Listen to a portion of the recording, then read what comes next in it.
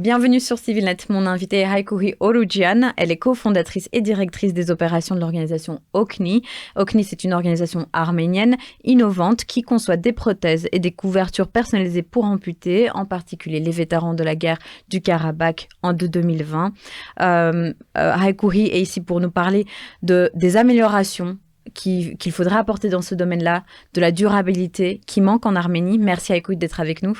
Merci de m'avoir ici. C'est un plaisir. Donc, on va commencer un petit peu par faire un constat général de la situation en Arménie. Suite à la guerre donc, du Karabakh, l'Arménie compte plus ou moins vers mi-2021 environ 11 000 soldats blessés, dont 10% ont été classés comme blessés graves. Vous me corrigez si je me trompe. Ça, ce sont des vétérans de guerre qui possèdent un handicap physique à vie. Donc, c'est des personnes qui sont amputées ou autres, mais qui sont handicapées pour le restant de leur vie. Comment est-ce que vous décririez les besoins à long terme de ces soldats, tant sur le plan médical, psychologique et social? Waouh, une belle question, mais... Il y a beaucoup à décortiquer. Oui, elle est lourde de sens. Le problème, en tout cas ce que moi j'ai constaté en Arménie, je suis psychologue clinicienne. Donc quand je suis arrivée en 2020, ma vision elle était très européenne, très américaine de ce que c'est la psychologie et le bien-être mental et physique. Le problème que je constate en Arménie, c'est qu'il y a une séparation entre le bien-être physique et mental. Donc on peut...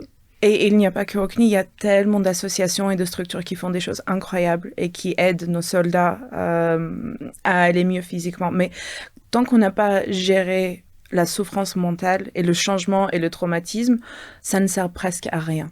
On peut donner... Alors nous, notre spécialité, ça a toujours été de donner des pièces de prothèses, des couvertures de prothèses qui étaient propres à la personne. Donc, si quelqu'un aimait les animaux, on pouvait décorer avec des loups ou des lions, peu importe. Ou si quelqu'un était plutôt rock'n'roll, on pouvait mettre des têtes de mort. Vous imaginez ce que je voulais dire. Donc, l'idée, c'est qu'avec l'impression 3D, on peut faire ce qu'on veut. Donc, nos patients viennent, nous expliquent qui ils sont, ce qu'ils demandent et on crée. Sauf qu'une fois qu'on a mis ces belles pièces et ils ont l'impression d'avoir retrouvé une partie de leur corps, il y a quand même tout ce travail de la souffrance et de la perte et du sacrifice et puis on a perdu la guerre. Donc, comment est-ce qu'on travaille avec ces jeunes qui sont tout petits? Ils sont dans les années 2000. Hein. Ouais, c'est des bébés. Ils n'ont pas eu l'occasion de tomber amoureux ou je sais pas. De vivre amplement, entièrement. Donc, pour moi, en Arménie, et j'espère pour les décennies à venir, un réel travail se fera sur le côté mental. Pas que pour les soldats, aussi pour ceux qui les entourent. Parce que un constat qu'on a souvent, c'est qu'une personne revient aussi bien du service militaire que de la guerre. Et leur entourage est tellement... Il y a tellement de tristesse et de pitié dans le regard qu'en fait, on remet nos jeunes dans ces circonstances de perte et de violence. On ne travaille pas avec l'entourage pour leur dire « Ok, c'était une étape difficile, tourmentée, mais maintenant on construit ». Donc, voilà, en tant que psychologue et en tant qu'arménienne surtout, j'espère, et j'espère aussi faire partie de toutes ces personnes qui pourront travailler vers une prise en charge mentale plus complète. Si on en revient plutôt à l'Arménie et à ce qui a suivi, donc c'était une guerre qui était inattendue en quelque sorte, même pour le gouvernement, et des conséquences que ça a eu sur la population, sur les jeunes soldats, et on a beaucoup plus d'amputés, donc de personnes porteurs d'un handicap maintenant. Est-ce que les moyens qui ont été mis en place par le gouvernement pour assurer des prothèses, pour assurer un meilleur bien-être dans une situation tout à fait dramatique, sont suffisantes, ou bien il y a quand même des manquements, il y a encore des lacunes? Parce que si je ne me trompe pas, OKNI, ça a aussi été établi pour pallier un manque. Non, il y a des manques. Il y a des manques tout simplement parce qu'il y a un manque de moyens, il y a un manque de connaissances. La guerre était peut-être une surprise pour le gouvernement, mais ça n'a pas été une surprise pour la population.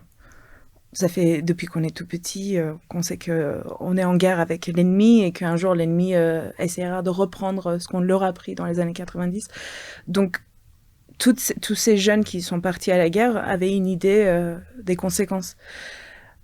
Et donc, c'est pour ça que quand ils sont revenus et il n'y avait pas les moyens nécessaires, il y a tellement de colère à gérer. Il y a tellement de colère à gérer parce que oui, en effet, le gouvernement n'avait pas encore eu ou n'avait pas pris le temps de mettre en pratique toutes les choses qu'ils avaient promis auparavant.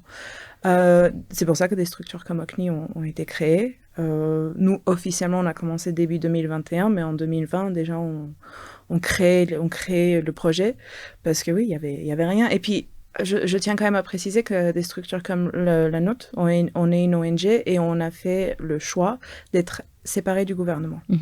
Parce qu'on ne comprenait pas ce qui se passait, on était tous on venait de la diaspora et on ne voulait surtout pas qu'il y ait des avis politiques qui puissent nous mener dans un sens ou dans un autre. Donc on est totalement indépendants et on n'est pas les seuls. Maintenant, je pense que la prochaine étape, c'est de se mettre en lien avec le gouvernement. Et nous, on a des constats et puis on a des années d'essais et d'échecs. Et on a plein de matériel, on a plein de choses qu'on peut partager. Donc je pense que la seconde étape pour des structures comme la nôtre, c'est travailler avec le gouvernement. Mais auparavant, nous, on était totalement séparés.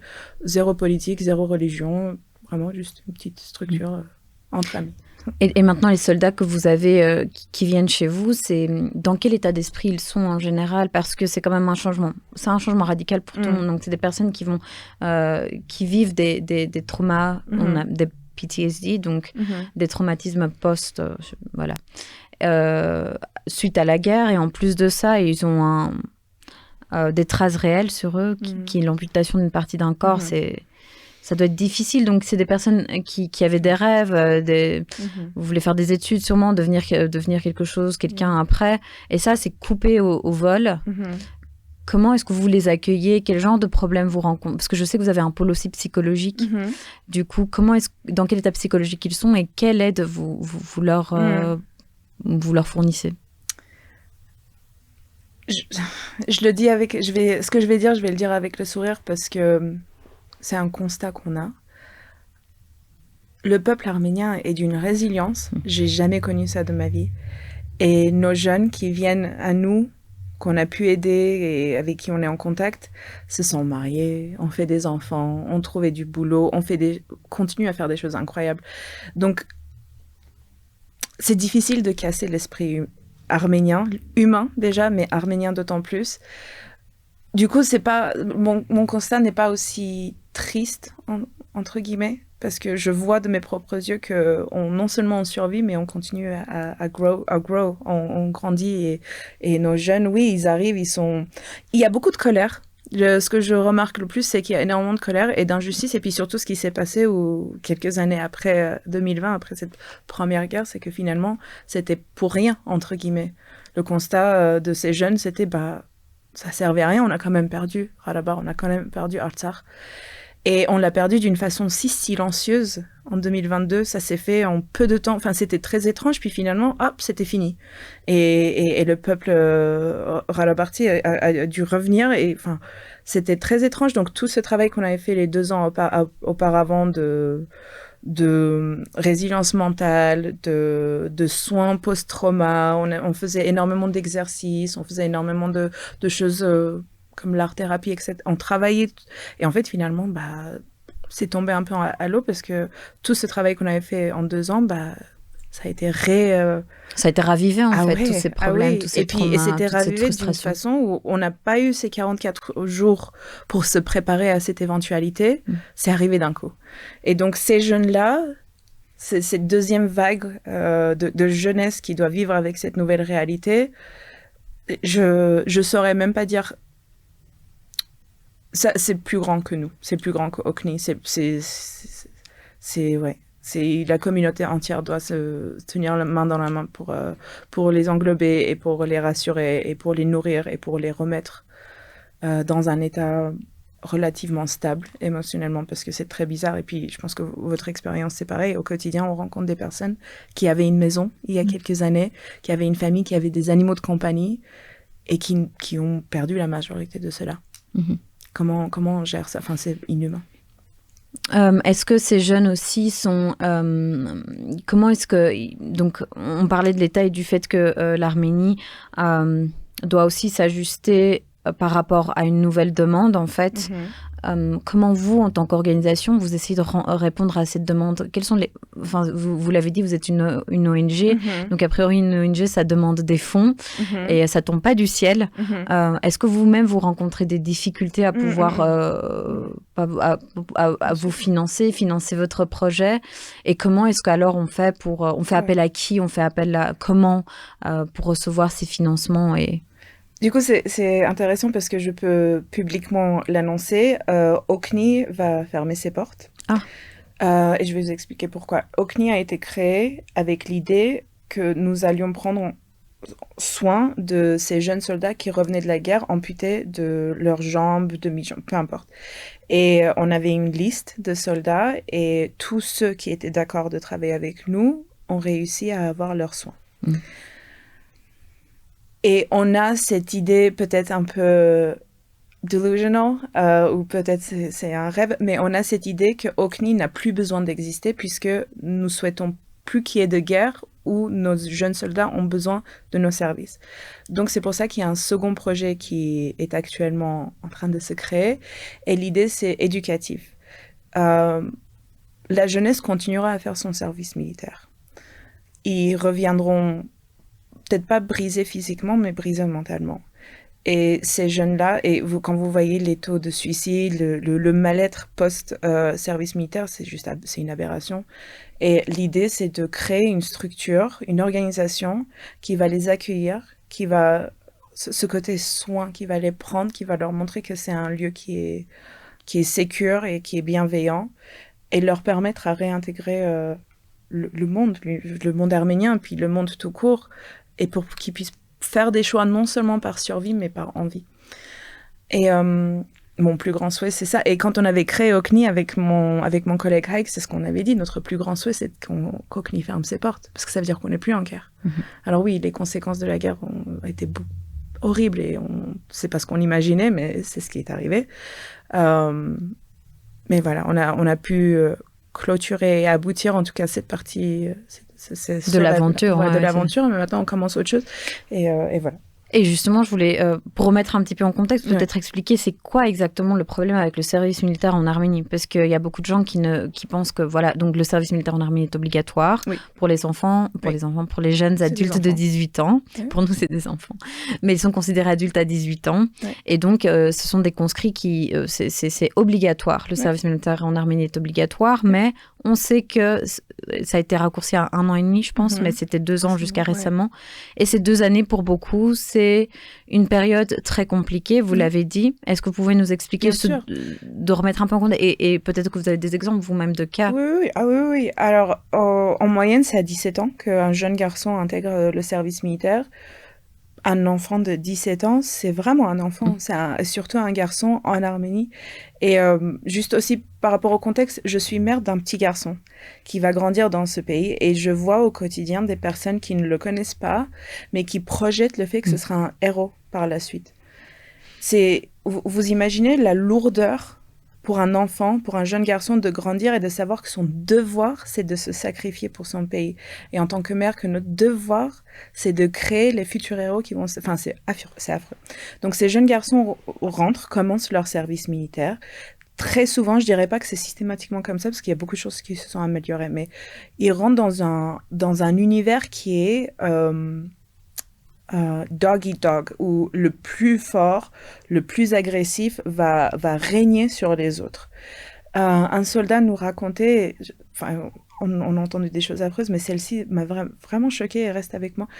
En tant que jeune garçon qui fait son service militaire, si vous faites tomber quelque chose par terre, si c'est pas la Bible ou une photo de leur mère, ils n'ont pas le droit de se pencher pour le récupérer. Et s'ils le font, ils reçoivent tellement de violence physique au point où ils sont juste ensanglantés. Parce que c'est pas un homme de se pencher ou de se rabaisser vers le sol. Ça n'a aucun sens. Non. Et ça, c'est la chose la plus gentille, la plus douce que je peux raconter, des choses que j'ai entendues. Il y a eu des cas de suicide aussi. Mais évidemment, parce qu'en fait, si les autres jeunes voient que vous êtes faible, ou que vous êtes doux, ou que vous êtes bienveillant, et tout de suite, ils vous considèrent comme faible. Et les faibles n'ont pas de place, parce que c'est des héros, parce qu'ils doivent quelqu'un qui est faible ne peut pas protéger son pays. Et donc il y a ce truc vraiment trop, la masculinité toxique de je suis un homme, tu es un homme, et si tu n'es pas assez un homme, tu n'as pas ta place auprès de nous. Un jeune homme de 17 ans qui commence, parfois 16, parfois 18, mais aux alentours, on va dire 17 ans, qui commence et qui rentre dans cet univers-là, qui n'a même pas encore le cerveau qui est totalement abouti, qui comprend la vie, qui comprend ce que c'est le bien et le mal, il sort de 2 ans, 1 an et demi maintenant de ça, totalement confus, totalement en colère. Et si jamais il avait la chance, entre guillemets, d'être le fort, eh ben, il va sortir violent. Et s'il avait la malchance d'être le faible, il va sortir détruit.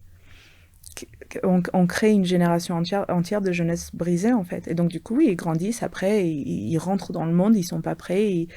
Pendant 2 ans, ils étaient totalement séparés de ce qui se passait autour d'eux. Complètement déconnectés d'une réalité, quoi. Entièrement. Et là, ils arrivent et déconnectés de leur entourage. Il n'y a pas de filles, il y a pas...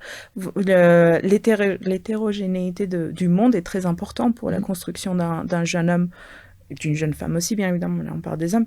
Et en fait, ils sont limités, ils sont entre eux et ils rentrent dans un monde et ça n'a aucun sens. Donc, évidemment, ils ne savent pas parler aux gens, ils savent pas gérer, ils ne savent pas gérer l'argent, ils ne savent rien faire. Donc, parfois, ils commencent des études, mais ils n'ont même pas eu le temps de respirer, de prendre un coup et de dire « Ah ouais, c'est ça le monde.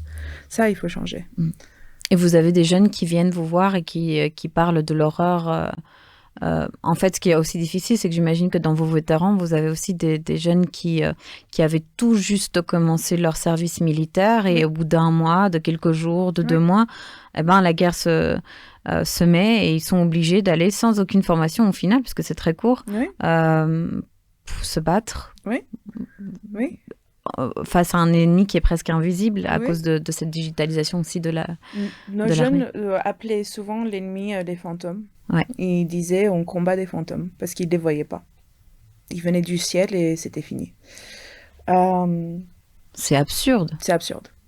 C'est vraiment un film d'horreur. C'est un film d'horreur. Ils viennent, ils sont jetés comme ça et on leur dit bah vas-y, fais. Mais fais quoi? J'en sais rien. Ils savent à peine manier leurs armes. Ils savent même pas communiquer entre eux. Un bon soldat, c'est quelqu'un qui sait travailler avec son équipe. On est d'accord? Qui sait communiquer avec l'autre, qui sait protéger l'autre. Si ils ont même pas ça, ils savent même pas faire, ils ont pas été entraînés comme il faut, comment faire? Donc en fait, ils étaient tout simplement jetés et c'était tu survis ou pas. Je me souviens quand je suis arrivée en 2020, c'était vraiment glauque. C'était vraiment glauque partout en Arménie. C'était glauque, c'était triste, c'était morose. Non, c'est normal, évidemment, parce qu'en fait, on était tous un peu confus on combat qui, on combat comment. Les mères ne savaient pas si leur fils allait bien, parce qu'on n'arrivait pas à recevoir l'information. Nous, notre service, enfin, notre système militaire, il n'était pas au niveau de notre ennemi, on le sait maintenant, on peut le dire ouvertement. Donc oui, même nous, on n'avait pas l'information, les familles ne savaient pas où étaient leurs enfants, leurs petits-enfants, leurs frères, leurs maris, leurs fils, enfin, c'était très très bizarre. Oui, c'est glauque et il y a énormément d'améliorations depuis, heureusement. Mais il y a encore un long chemin à parcourir. Et au niveau social, est-ce que le regard, est-ce que c'est quelque chose qu'ils vous disent aussi? Est-ce que le regard de la société arménienne à leur égard a changé entre être une personne, vous me corrigez sur les termes, mais valide, on va dire, et qui, après la guerre, devient invalide? Est-ce que c'est quelque chose qui... est-ce que le regard de la société arménienne a changé à leur égard? Là, tout en positivement ou tout en négatif? Parce qu'on parle souvent des personnes handicapées en Arménie, mais en disant que la société arménienne est intolérante à l'égard des personnes handicapées. Mais j'ai quand même l'impression que quand on est un vétéran de guerre, c'est autre chose. Il y a un autre regard un peu plus... peut-être un regard admirateur. Il y a plusieurs couches. La première couche, on va dire le centre même de cette discussion autour de l'handicap en Arménie, c'est qu'on est très intolérant à l'handicap en Arménie. Et on le remarque, on ne voit pas d'enfants handicapés en Arménie.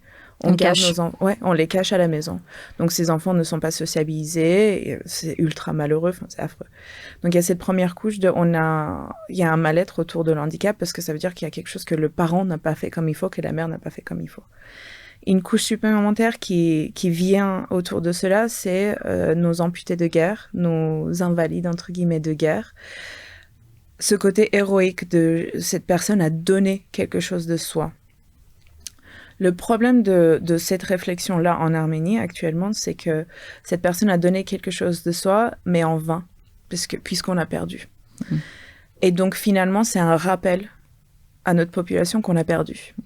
Donc parfois, le regard qu'on a, et on le voit dans la rue, des jeunes hommes handicapés qui ont une prothèse et qui ont parfois même pas, ils ont même pas encore leur prothèse et qui marchent avec une jambe en moins ou quoi.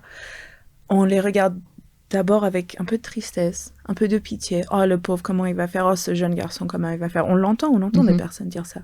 Et ensuite, c'est, ah bah, ça a servi à rien. Ah bah, ils ont pas fait comme il faut. Et en fait, c'est juste plein de choses qui s'accumulent. Donc, on n'a même pas l'occasion de célébrer nos héros parce que tout de suite, il y a le sous-entendu, ouais, c'est un héros, mais finalement, pourquoi? Et la chose qui s'ajoute, cette couche supplémentaire qui s'ajoute à tout cela, est qu'on considère un homme.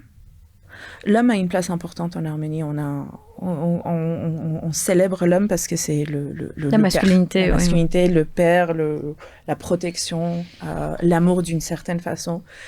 Et ces hommes-là qui sont amputés de guerre, eh ben, on considère qu'ils ne sont pas complets. Ils ne sont plus complets. Vous imaginez la violence pour ces jeunes qui ont, encore une fois, même pas commencé la vie, qui sont déjà incomplets.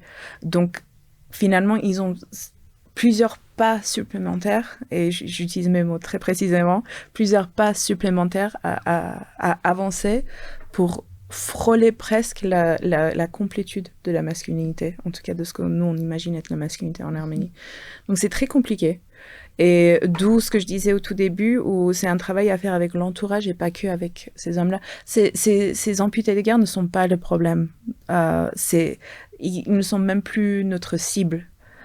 Nous, on doit cibler tout ce qui se passe autour, à construire une société qui est indulgente, qui est dans l'acceptation, qui est dans la compréhension, qui est dans la douceur et qui est aussi dans le retrait.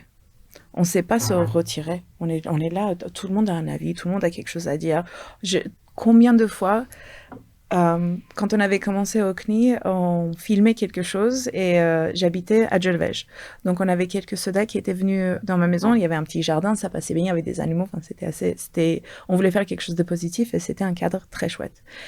Tous les voisins, notamment les voisines, sont sortis de chez eux à l'Arménienne et sont venus vers ma petite maisonnette pour regarder ce qui se passe et tout le monde avait un avis à donner sur ce garçon, sur ce jeune homme.